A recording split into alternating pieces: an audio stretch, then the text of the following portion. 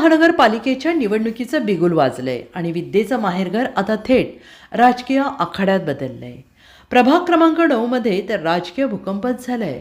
भाजपाने तिकीट नाकारल्यानंतर राष्ट्रवादीच्या घड्याळावर स्वार झालेल्या अमोल बालवडकरांनी बाणेर बालेवाडीत आज अक्षरशः शक्तीप्रदर्शन केले.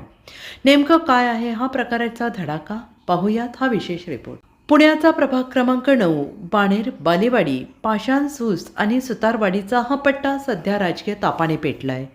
निमित्त ठरले राष्ट्रवादी काँग्रेसचे उमेदवार अमोल बालवडकर यांची भव्य पदयात्रा.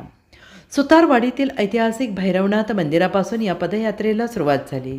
ढोल ताशांच्या गजरात कार्यकर्त्यांचा उत्साह आणि नागरिकांची गर्दी पाहता ही फक्त पदयात्रा नव्हे तर थेट शक्ती परीक्षा असल्याचं चित्र दिसलं. काम करत आलोय, काम करत राहू हा बुलंद नारा देत अमोल बालवडकर थेट जनतेच्या दरबारात उतरलेत.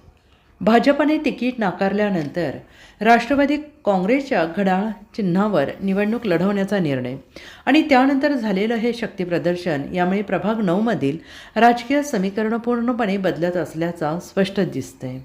या पदयात्रेने विरोधकांच्या गोटात स्पष्ट अस्वस्थता निर्माण केली आहे. भाजपने तिकीट नाकारण्याची चूक केली का, असा सवाल आता उघडपणे राजकीय वर्तुळात विचारला जातोय. अमोल बालवडकरांची बंडखोरी, राष्ट्रवादीची ताकद आणि बदलतं जनमत. प्रभाग क्रमांक 9 मध्ये आता लढत आणखीन रंगणार हे मात्र निश्चित. शेवटी जनता कोणाच्या पारड्यात मत टाकते याकडे संपूर्ण पुण्याचं लक्ष लागून राहिलंय.